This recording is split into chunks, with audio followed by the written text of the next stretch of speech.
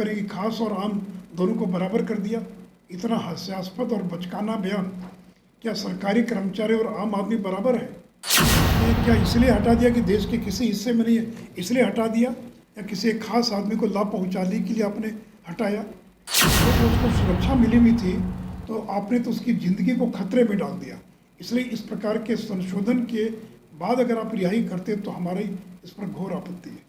नमस्कार, आप देख रहे हैं बिहार रिजॉर्ट्स। मैं हूं आपके साथ रोहित। आपको बता दें कि पूर्व सांसद आनंद मोहन की रिहाई को लेकर जो सियासत है वो काफ़ी ज़्यादा तेज है और ऐसे में कल मुख्यमंत्री नीतीश कुमार ने एक तस्वीर साझा की थी और इस तस्वीर में आनंद मोहन के साथ सुशील मोदी दिख रहे थे। अब इस पूरे मामले को लेकर जो बिहार के पूर्व उप मुख्यमंत्री रह चुके और राज्यसभा सांसद हैं सुशील कुमार मोदी ने मुख्यमंत्री नीतीश कुमार पर जमकर तंज कसा है और साफ साफ कहते दिख रहे हैं कि एक सरकारी कर्मचारी और एक आम आदमी में काफ़ी ज़्यादा फ़र्क होता है। सरकारी कर्मचारी को और पेंशन मिलता है और आम लोगों को पेंशन नहीं मिलता है। और वहीं नहीं, आनंद मोहन की ओर इशारा करते हुए साफ साफ कहते दिख रहे हैं कि एक खास आदमी को फ़ायदा पहुंचाने के लिए इस सारे नियमों में संशोधन किया। और वहीं साथ ही साथ ये भी कहते नज़र आ रहे हैं कि अब जो IAS एसोसिएशन के लोग हैं उनको इस पूरे घटनाक्रम को लेकर आगे आना चाहिए। और भी क्या कुछ करे सुशील कुमार मोदी, पहले आप इस वीडियो में देखिए।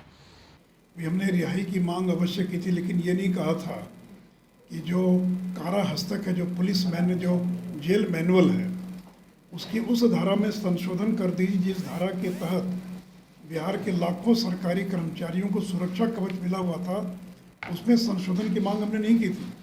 आपने तो जो एक कठोर कानून खुद नीतीश कुमार ने बनाया था 2016 में कि जो जघन्य अपराध है, और जघन्य अपराध की व्याख्या की गई थी बलात्कार के साथ हत्या के बाद हत्या, डकैती के बाद हत्या, आतंकी हत्या, और सरकारी ड्यूटी के दौरान अगर सरकारी कर्मचारी की हत्या होती है तो उसको जघन्य अपराध की श्रेणी में रखा गया।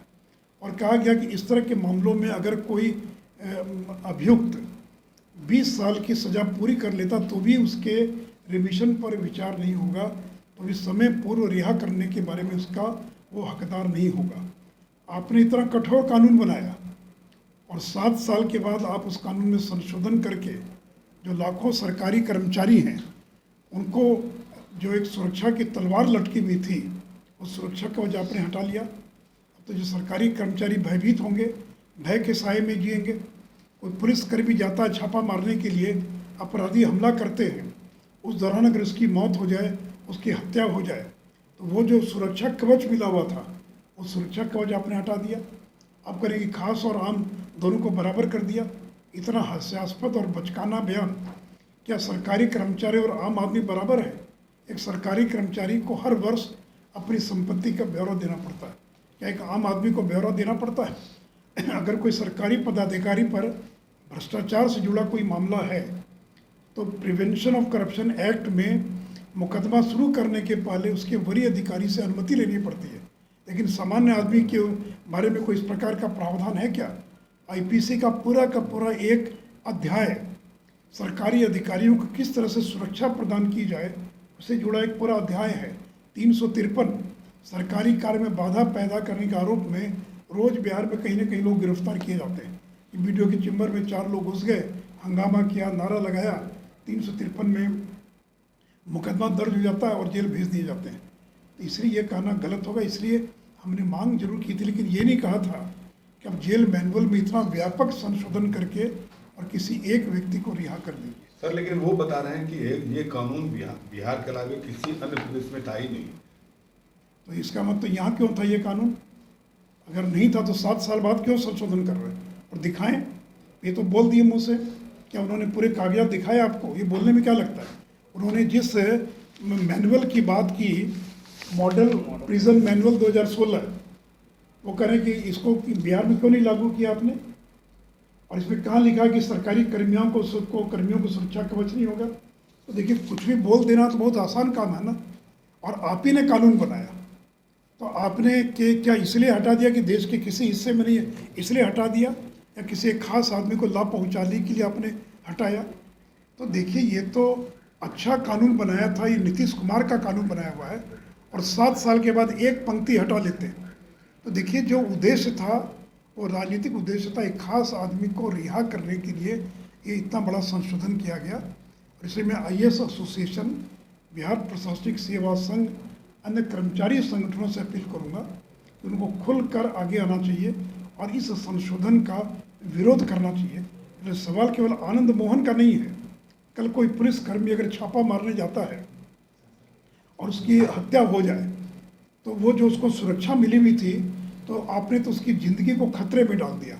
इसलिए इस प्रकार के संशोधन के बाद अगर आप रिहाई करते तो हमारी इस पर घोर आपत्ति है। सर, सासाराम में जो दंगे हुए थे उसमें बीजेपी के पूर्व विधायक की गिरफ्तारी भी सामने आ रही है और नीतीश कुमार ने कहा है कि कोई भी दोषी होंगे उन पर कार्रवाई होगी और उनकी गिरफ्तारी होगी।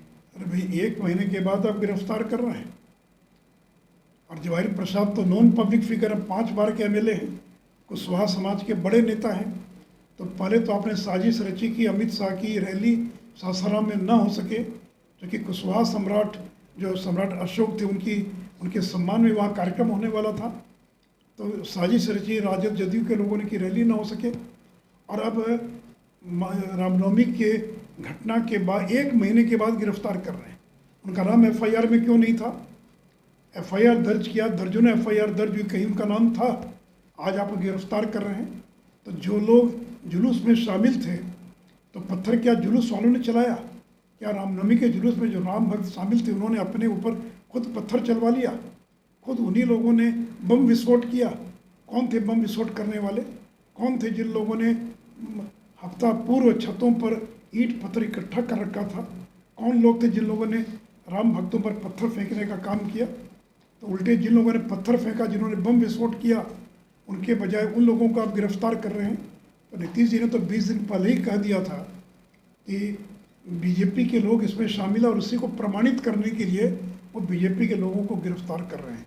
ये राजनीतिक दुर्भावना से प्रेरित होकर ये लिया गया। तो अभी आपने देखा जो बिहार के पूर्व उप मुख्यमंत्री रह चुके और राज्यसभा सांसद है सुशील कुमार मोदी ने मुख्यमंत्री नीतीश कुमार पर तंज कसते हुए साफ साफ कहा है कि ड्यूटी पर तैनात एक सरकारी कर्मचारी और एक गवर्नमेंट एम्प्लॉय में और एक आम लोगों में काफ़ी ज़्यादा फ़र्क होता है। और वहीं नहीं, उन्होंने साफ साफ कहा, आनंद मोहन की ओर इशारा करते हुए साफ साफ कह रहे हैं कि एक खास आदमी को लाभ देने के लिए इस पूरे नियम में संशोधन किया गया। और वहीं आपको बता दें कि जिस तरीके से सासाराम की घटना में जो बीजेपी के पूर्व विधायक है उनको गिरफ्तार किया गया है, इसको लेकर भी साफ साफ कहते दिख रहे कि राजनीतिक विद्वेष की वजह से उनको गिरफ्तार किया गया। और भी क्या कुछ कह रहे थे सुशील कुमार मोदी अपने इस वीडियो में देखा। बस इसी तरह की तमाम खबरों के साथ आप मेरे साथ जुड़े रहें। तब तक के लिए धन्यवाद।